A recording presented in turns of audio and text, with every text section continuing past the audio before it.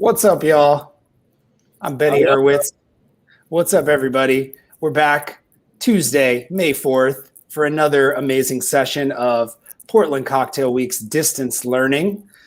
We've got a really fun, interesting topic today. Today's class is actually called May the 4th Be With You, Lessons Learned in Viral Cocktails. So there's a lot to dive in today.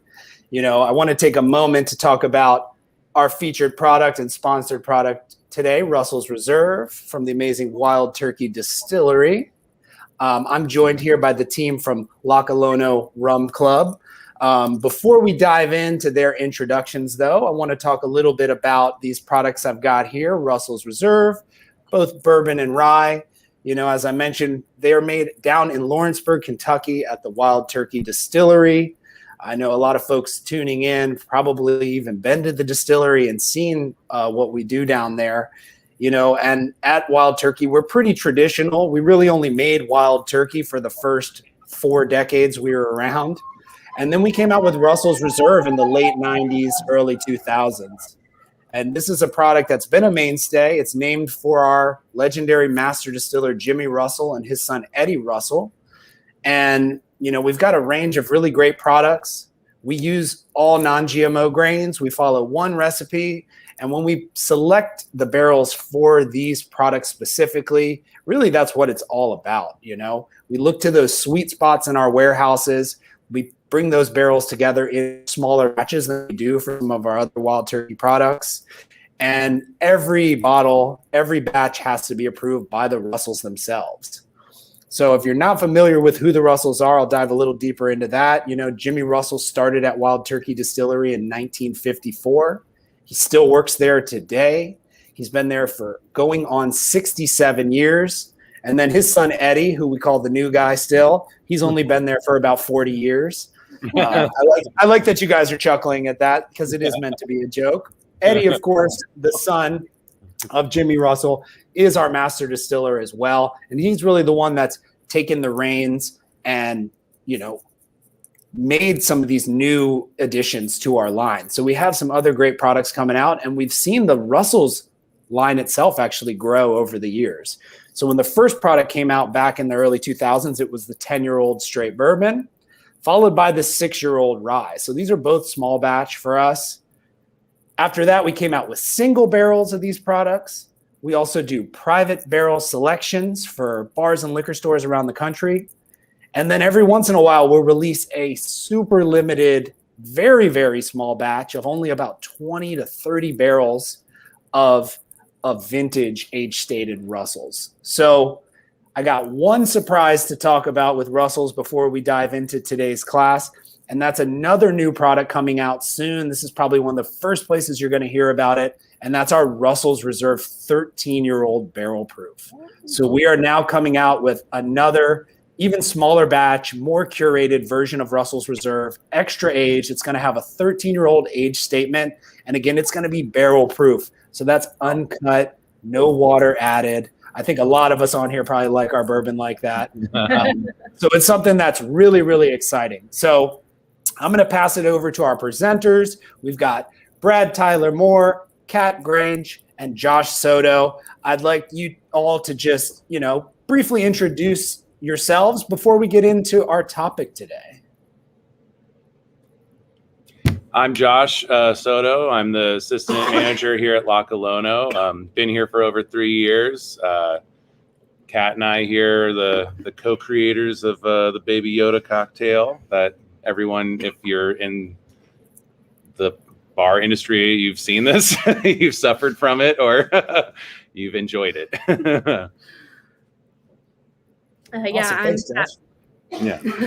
I'm Kat Grange. I've been in the bar industry for about 3 years. I've been at Laka Lono for about 1.5 of those years.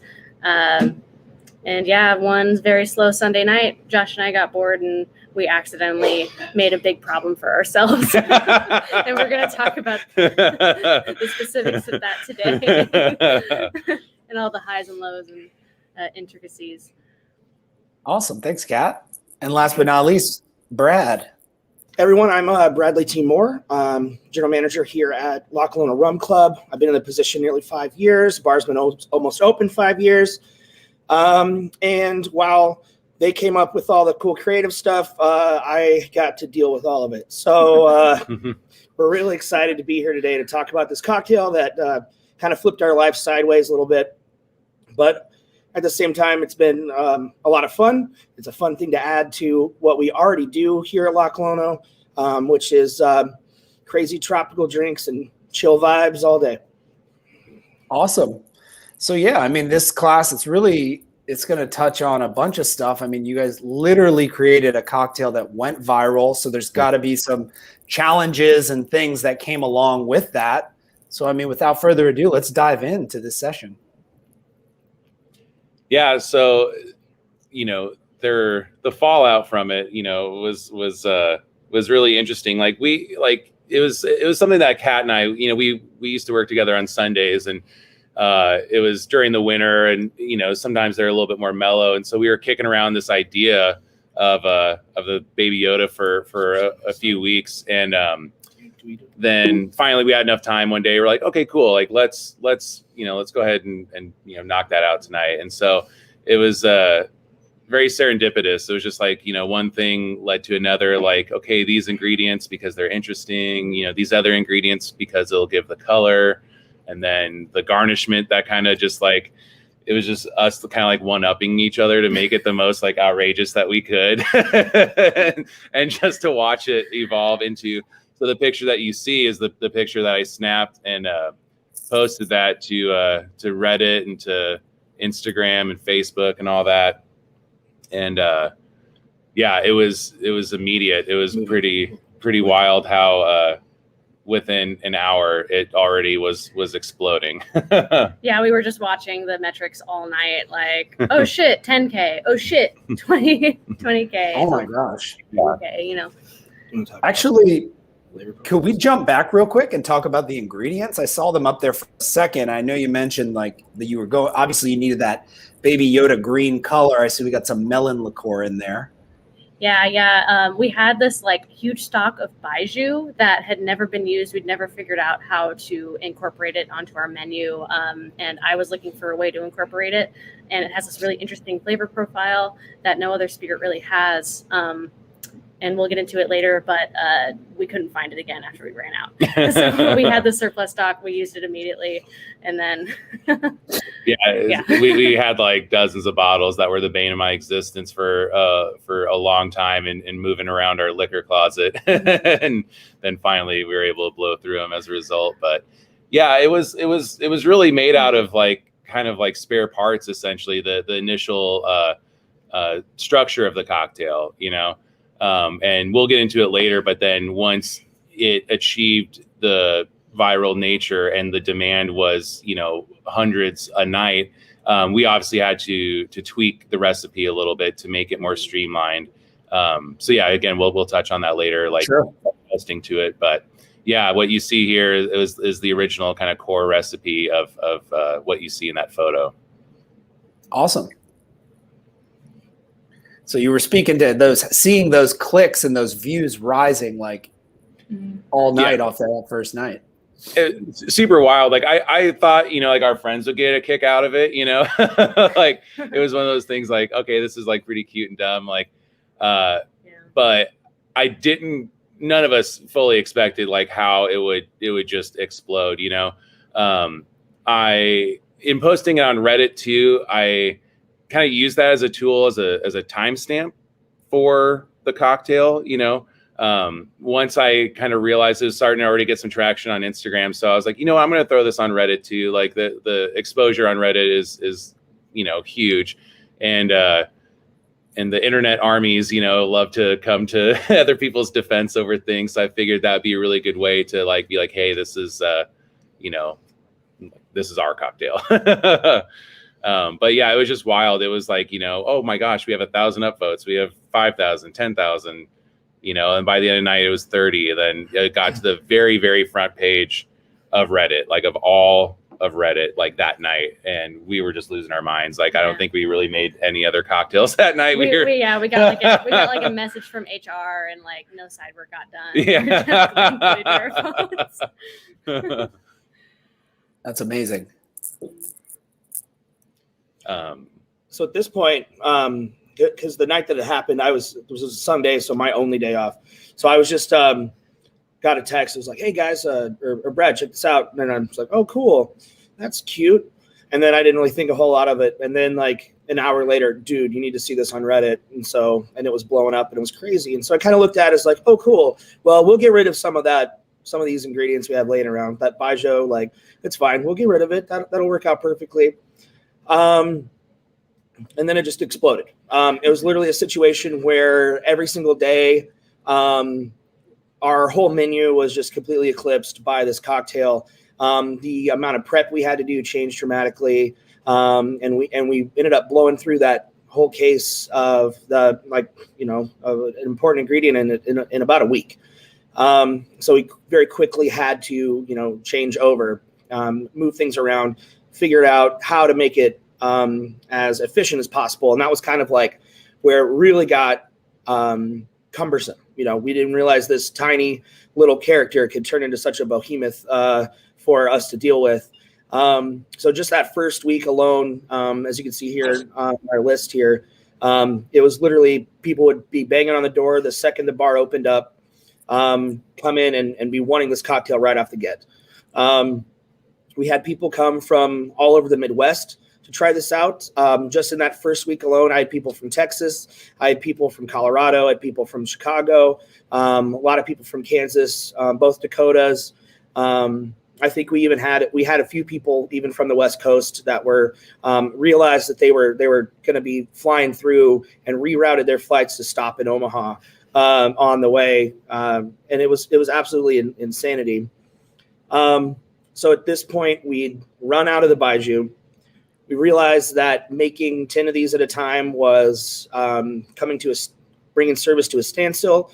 As you can see, just with the garnishing, a lot of it is just putting stuff in places that doesn't really normally, exist too much. Engineering. Yeah.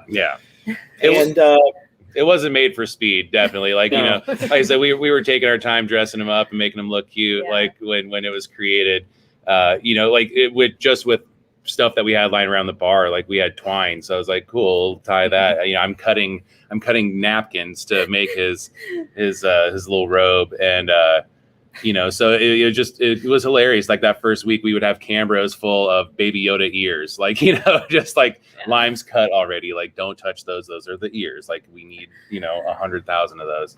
The cherries too. We're using like Luxardo cherries. Like they're not cheap. And they have to be good ones too. They can't be smushy. They have to be perfectly firm and round. Yeah. Or else it doesn't work. But we were making, this several touch cocktail to order every single time. And so within that first week, it was already, the demand was so high that we need to figure out like a batching system or some way to streamline it. And that's when Brad stepped in and took advantage of our frozen cocktail machine, it's awesome. Like we love that thing. It's a little double barrel action, but all I ever wanted, Benny, was to always have Miami Vices at my whim. And then our frozen machine became Baby Yoda's apartment for a good year. We couldn't put anything else in it. It was just that's what lived in the frozen machine for so long. Wow. Yeah. Both sides, both chambers were Baby Yoda? We would. Wow. It became pretty regular for us to go through about sometimes up to 10 gallons of Baby Yoda cocktail through the frozen machine on a weekend. So we would batch that up, get that all prepared. Well, Kat would batch it up, get that all prepared, and then just make sure that that's ready to go on hand. We'd fill out both sides of our 2 hopper frozen machine, and it was wild. Yeah. So that helped, definitely having the figuring out on the fly what kind of prep and how much prep to do to make it as easy as possible. So kind of hilarious, like to the staff, like I'm putting people on like Baby Yoda duty, like as an opening duty, like, you got to dress them up. So we'd have racks of coupe glasses, like already dressed, ready to go, the ears cut, the eyes loaded up. So like, okay, boom, we got an order. A bridal shower just came in. They want 15. I can get that out in 5 minutes as opposed to like 20. Yeah, depends. Yeah. I think one of my favorite calls was when our like bathroom supplier rep was like, dude, you keep buying these napkins. These are not the napkins that you guys use. And I'm like, no, we use them. We use for a them. drink, you know. That's awesome. You keep mentioning the ears, the way you are they cut different from normal lime wedges? So we do wheels for all of our fruit. So for us, that is a little different. We don't normally use wedges, but we do have to slot them, and then you have to. With the way that you're putting the whole thing together, it is a little bit of a pain in the butt. It was kind of funny. Like I'm like going through different limes to find the perfect slice, like the ratio, get the maximum yield per lime of like how many ears, but not doing it too thin that it doesn't hold. Yeah, it has to be like a sturdy lime. It has to be like big enough that it doesn't look dumb. Like this is a pretty good looking one, but they don't always come out like this at volume. Oh man. It was pretty embarrassing to see some of the eyes though when we're just cranking these out. Like there's one that's just like up like this, or like, oh my god, dude! Like someone's gonna take a picture of this. They're all born beautiful. Every baby Yoda's beautiful. Every baby Yoda's beautiful. Awesome. So what happened next? I mean, like it was wild. I did an interview with KTV7, like channel, our like local news, you know. Kat did an interview with like Business Insider magazine, like the media outreach, and then obviously seeing that it just exploded. Like everyone was doing their take on it, you know, like hundreds, if not thousands of different versions of our cocktail out in the world. Just like holy smoke, like I don't know, it was just like as if like, you know, like we were at the top of a mountain and just rolled like a snowball and watching an avalanche happen. Like, what did we do? What did we do? Like, this is nuts. So yeah, it was keeping up with the demand here, but then also watching, you know, bars across the nation and across the world do their take on it, and just the kind of joy it brought. I feel like that was like the last like happiness we had before COVID was the baby Yoda. Right. Oh my gosh. So like right here, there are a lot of like main takeaways in this aspect. So this is us realizing how are we going to handle this during service? How are we going to move around our mise en place? So it was a matter of, you know, significantly more prep, streamlining things, just like, you know, I mean, we're a tiki bar. We're not strangers to lavish garnish on cocktails and a lot of nonsense with your drink. So, but whenever we've been, you know, going for a few years, have our, you know, planned situation for our planned mise for what we do already, this little guy just came in and unexpectedly changed so much of the way that we set up our stations.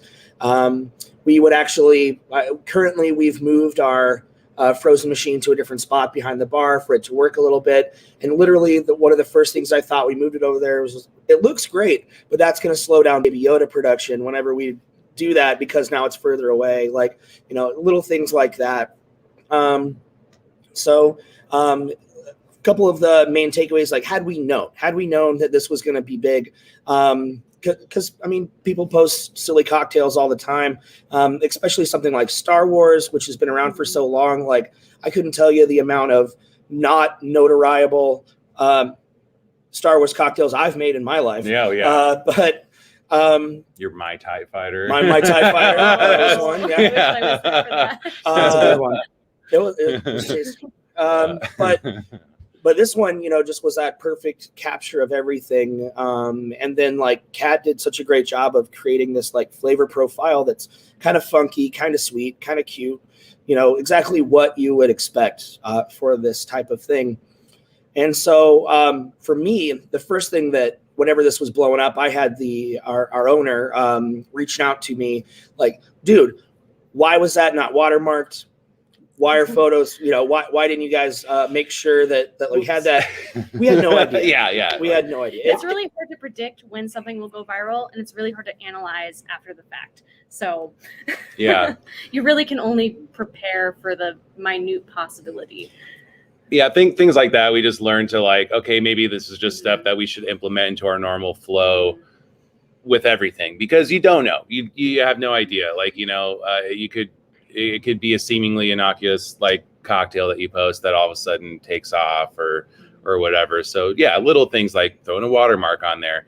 And there were people, I mean, like you did, like in the first few days, like, it did kind of hurt our ego a little bit to see other people be like, oh, look at this cocktail I made. And we saw other like high profile pages repost someone's version of the cocktail and crediting them with the creation of it. And we're like, that's our, Yeah.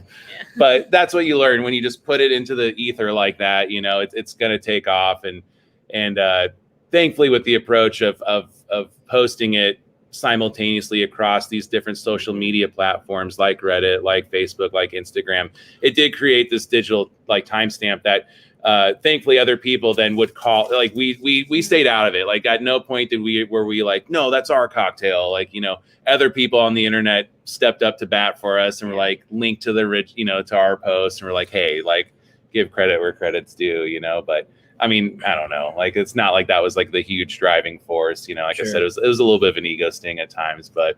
So having then this situation where this is taking off, having to then resource, we did a lot of R&D after we couldn't get the Baijiu anymore with other ingredients. Our newest, the then evolution kind of moved to a rum agricole, but we were able to do that after the fact. But again, had we known it was going to be this crazy thing, we'd have been like, okay, cool. What can we constantly get?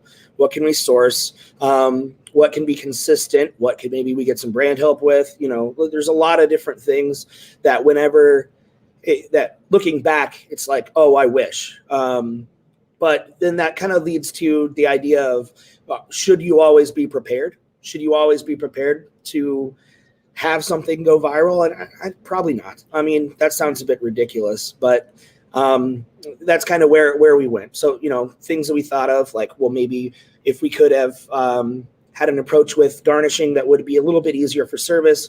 But at the end of the day, it just led to us doing a little bit more prep work, which is absolutely fantastic. And Benny, you can relay, like when you have a new product, like you have that new 13-year aged bourbon that's going to be coming out, you have a rollout process. Like when you're ready to launch a new product, like, like you have an idea of like when you're going to announce it, how you're going to, portray it. Like we didn't have a rollout process with the cocktail. Like, we just made it and threw it up, and then it was a lot of catch up, And so maybe our advice, like other bars, like if you feel like you have something on your hands, that's cool. Like, maybe don't like immediately or too eagerly post it. Like, think about like, can we roll this out? That might be presumptuous, or, I don't know how to feel necessarily about that, but, maybe taking some time to pause and think about how you present your creations to the world, Yeah, for sure. I mean, it's hard to predict these things, Yeah. is what we're getting at. And like, some people dedicate their whole cocktail creation to Instagram. They might just be bartenders at home, and that's what they specialize in, is trying to make viral cocktails. And it doesn't seem like that's what you were trying to do. It was perfect timing. Everything was aligned. I mean, who doesn't love Baby Yoda? Yeah. It's like, it's also perfect, and that's why it happened, but it's hard to predict unless that's what you're doing all the time. And that's kind of like your mindset. But now obviously you have that in mind going forward. Yeah. Kat, you had some really good thoughts about like when we're talking about like Baby Yoda, like in like the culture of the time. Well, like Baby Yoda, this cocktail wouldn't have gone viral if Baby Yoda was just like a meme. It was a cultural phenomenon that Disney specifically rolled out, expecting all of the craze to happen. And so we basically had a really large time window to hit this sweet spot compared to like say the Bernie Sanders meme from the inauguration. Yeah. We got some push to like make a mittens cocktail, but we knew that had like a shelf life of a day, so we didn't even bother. So yeah. And I mean, it just happened to look cool, like like it. I mean, it looks like them, like that's a big part of it. It's just that it's cute and dumb and delicious and like. It was made of pure impulse. Like, we didn't expect any of this. I think if you were to try multiple times to go viral with your cocktail, you risk diluting your brand because more often than not, it fails. Yeah. Awesome. Okay, so this is kind of what we were mentioned a little bit earlier. We're kind of popping all over the timeline here. So kind of adapting to the madness. So again, this is just how do we deal with it once we realized a couple days in that we are going to have to deal with this on a more regular basis. And that's, again, same thing, putting the little robes on the coupe glasses ahead of time, changing around our mies to get that taken care of properly. Adaptation was super key to this. Now, one thing that I think was really great about this cocktail and the fact that we could kind of still take the same vibe, take the same flavor profile, but change a few of the ingredients to adapt to what was available.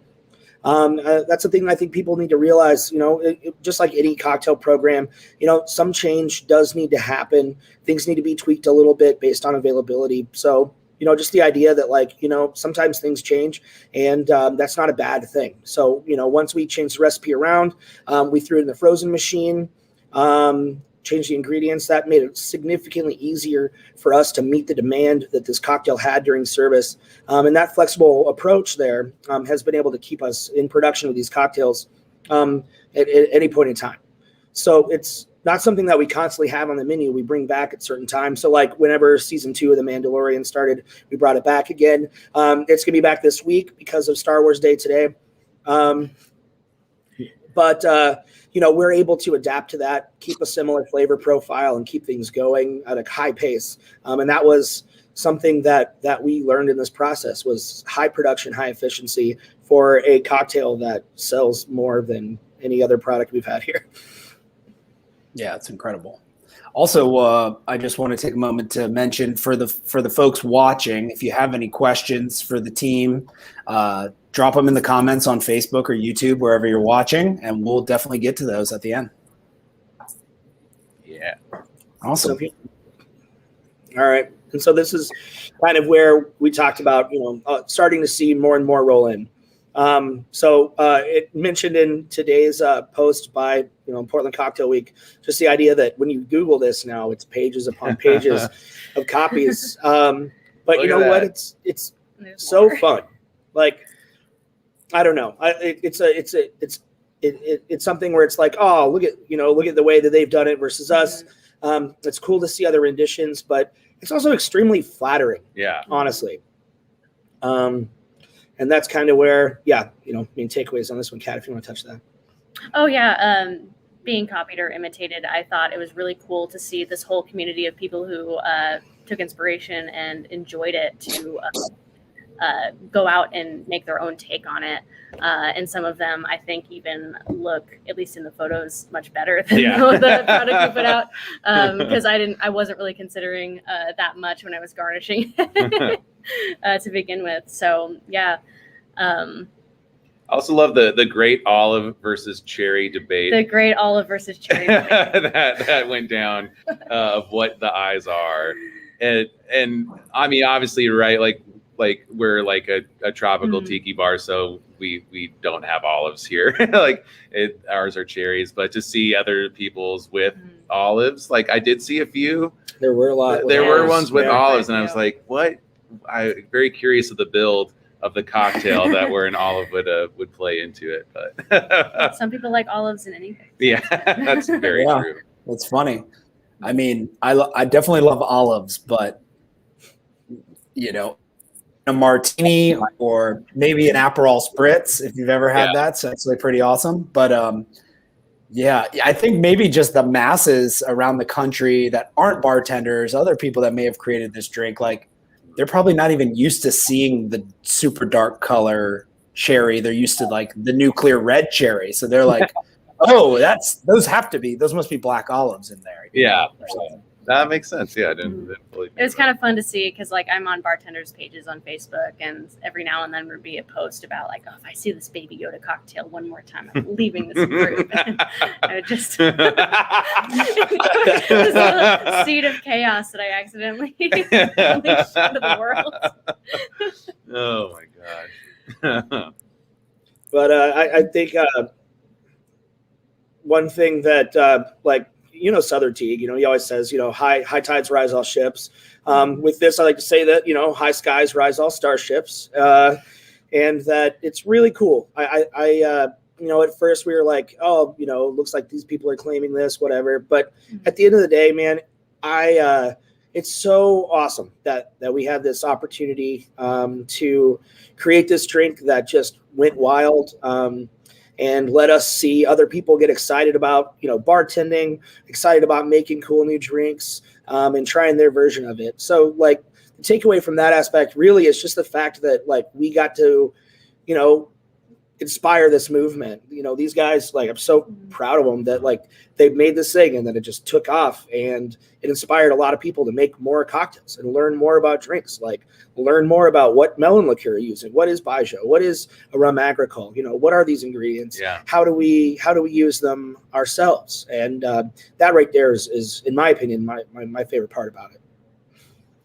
I think like Brad touched on this too, that with our bar, like with it being a tiki bar, we're used to like outlandish garnishment and other exciting ways to present a cocktail. And, Kat has a really rich history as an artist in many different mediums. And so it's cool to see how she was able to use those skills to, kind of create something that's both visually appealing, but also delicious. Yeah, too. I feel very lucky to be in a bar where we, like, tiki is so hyper visual compared to even other forms of bartending that I can just kind of follow my whims and see what I can come up with. So it's very rewarding. Any time that, basically like bartending, like our industry can take over the world like that in a really fun and positive light is really cool. Like, it shows people that, that this is a career. This is something that, that we take seriously, even though we have fun, and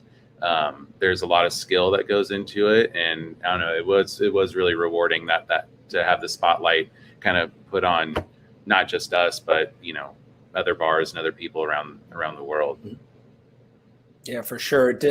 It sounds like, regardless of the copycats and all the different versions, like, the bar has benefited from the business. And I think a lot of us can relate to having that one really popular cocktail, probably not on this level, but like when people come in and they ask for it, a new menu comes out and they still are asking for that one cocktail from the old menu. I even have my own personal experience with that, where we've had to bring cocktails back or make different iterations of them just to appease like people and just to have something rather than to say, oh no, we don't make that one anymore. So only imagine, I know you mentioned you've taken it off the menu, you brought it back for season 2 of Mandalorian, you're bringing it back this week for May the 4th.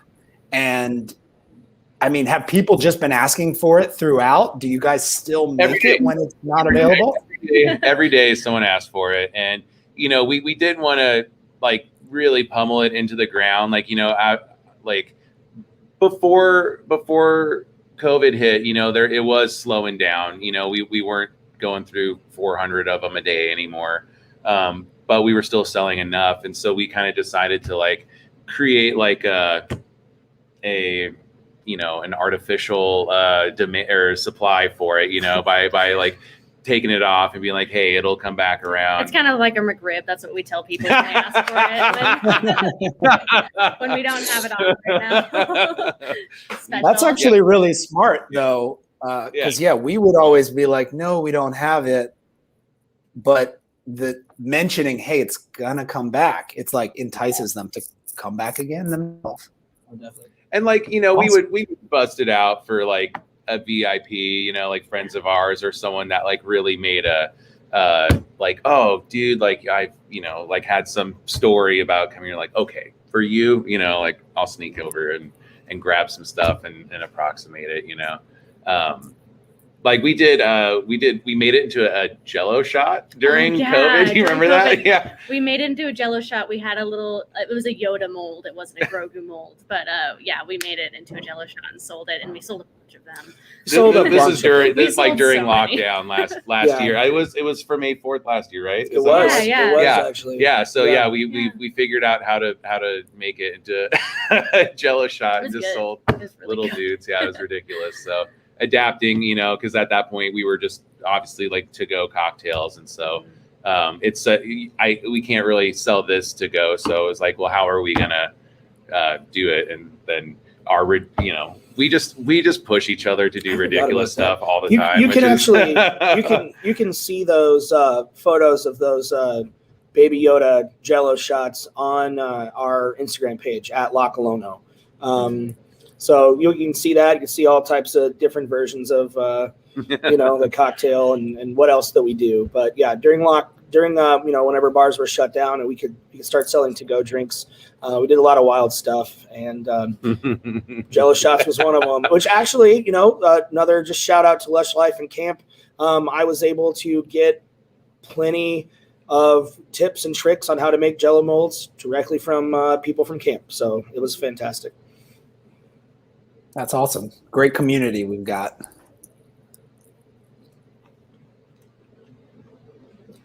So how do you make the next viral cocktail? Yeah. You don't. It's a bad idea. It's hard.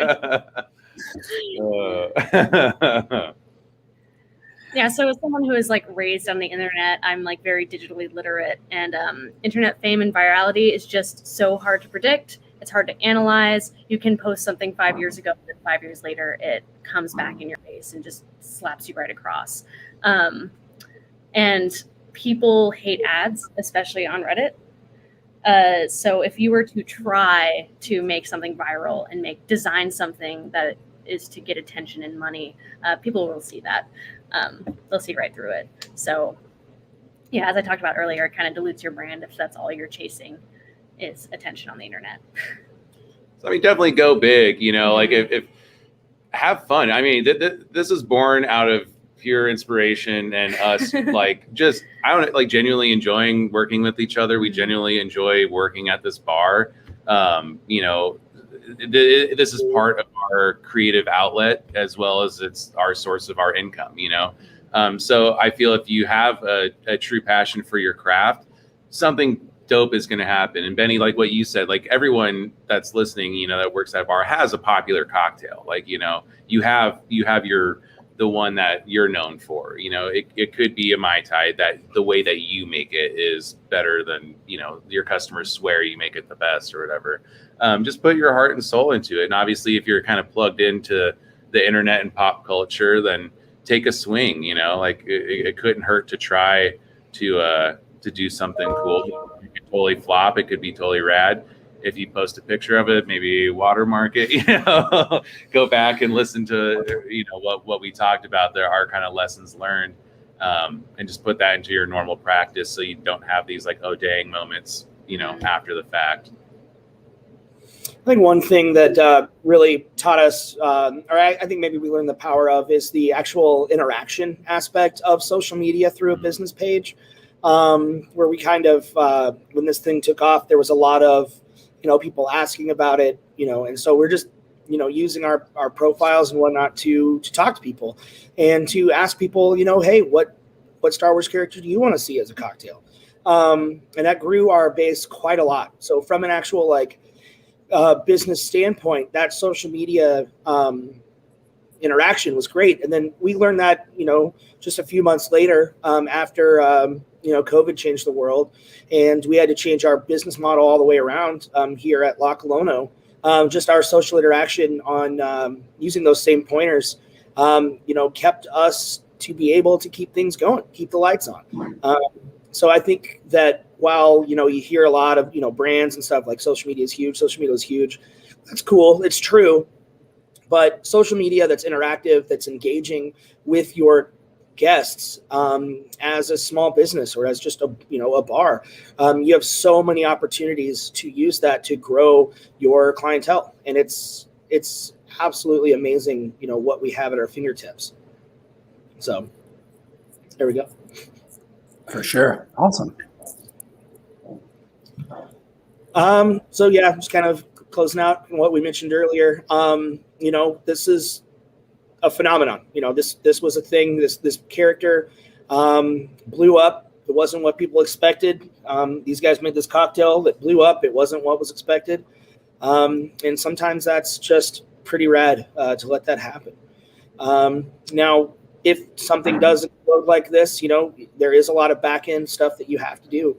Getting your mise done properly, maybe altering the process for the cocktail to deal with large batches. For us, we went the frozen route. For other people, maybe putting a cocktail on draft. Things that can meet the demand quickly, that's not going to throw a complete flat tire in the race of service, While not sacrificing the integrity of the cocktail, keeping that in mind, that things are going to change. Like if you're noticing that, like, oh man, like this is getting traction, we're cranking through them, don't lose the heart of the product in the process of making it more commercially viable. If you start to sacrifice the quality of your ingredients, then that's going to affect the demand for the cocktail. The base spirit of our cocktail changed several times, but it didn't lose its soul. And so if you're approaching on something like that, figure out a way that you can produce a quantity that maximizes your time and is still you're still able to meet the demand. Definitely.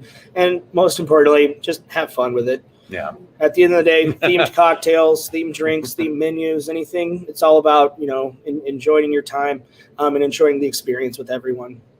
And that's what matters the most. Yeah, definitely. If you're having fun with it, it's gonna do well. If you're proud to serve it, proud to talk about it, if you're excited about things, people can tell. It transfers over and it makes them excited. So it's been really awesome to learn about how this happened. You're literally taking just something you like that you thought, was in the front of pop culture, which still pretty much is. Like, who doesn't love Baby Yoda? I certainly do. But yeah, you just took that passion, that excitement, put it into a cocktail, which I think a lot of people do already with their cocktails. Mm-hmm. And it really shows when you make that one that just blows up, that everybody loves. We tried to do. We got someone that said one Jabba the Mark, please, and we definitely tried to make a Jabba the Hutt cocktail, and it wasn't working. We didn't have the glass. It was an abomination. I remember it tried to get its stupid little tongue. I forget what we tried to use for that. We did an intricate orange peel. That's right. Situation. That's right. That would have been even worse than this. Yeah, no, yeah. We were setting ourselves up. We're like, dude, don't post this. Because if I have to do this, it was also bad. Yeah. So forget that. And that's, that would have been trying a little too hard, Yeah. Kat and I got matching tattoos to celebrate the fame of Baby Yoda afterward too. They're on our legs, so we can't really see them. You can't show them off, but Are they actual Baby Yoda tattoos or the tattoo of the cocktail?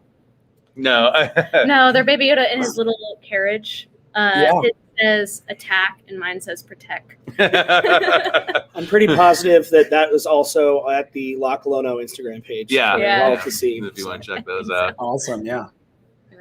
Awesome. Well, I love the comments. It doesn't look like we got any questions, but I did have one question that popped into my head earlier when we were looking at some of the photos of the people that tried to replicate after seeing yours. And was there anything that you saw that you were like, oh, I like how they did the ears, or they changed this, and that I love changed? The big billowy burlap big coat that makes it look so much more squishy and cute and like a stuffed animal. I love that. I think that makes it look more like Baby Yoda and not just like Yoda. Yeah, there was a few people that put like a little cocktail straw that made it look like he had like a lightsaber that I thought was awesome.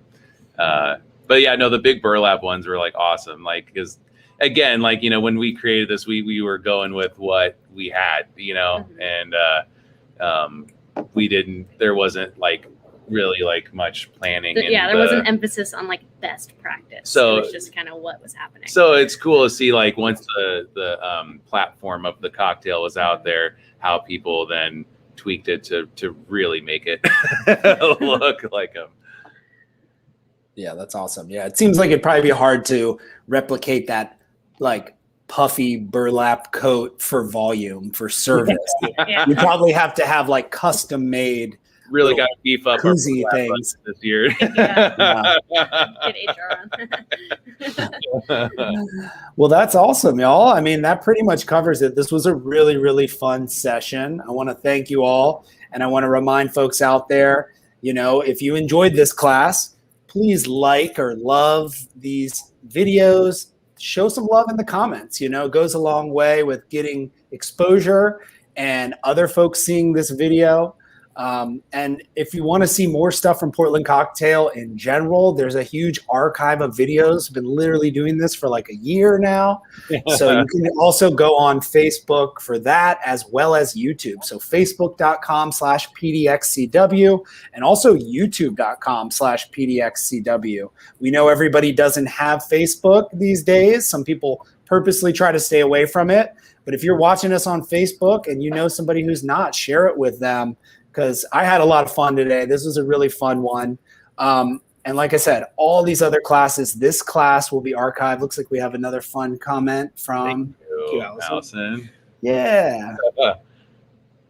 Yeah, lots of people tuning in. So check them out. Also follow us at PDXCW on Instagram. Super easy there. You can follow the folks today from Laka Lono, of course, at Laka Lono, the bar, and then I believe Brad, the amazing Sprider Brad, on Instagram, and also Kat. So give everybody a follow, see what's up, and like I said, tune in. Campari community is another thing you need to be following. Something that we've been doing for over a year now. We started immediately in March. By the end of March, we were producing live content for bartenders, educational stuff, working closely with Portland Cocktail Week, but also doing our own things. So we're going to be launching our Campari Academy website very soon, probably in the next few months. And we're going to have an archive of a lot of really cool classes that we've done as well in the last year. So stay tuned for more stuff. Sign up, follow everybody. And yeah, just thank you all for tuning in. Thanks to the team at Laka Lono for joining us, talking about their experience. And cheers, everybody. Dive into Baby Yoda.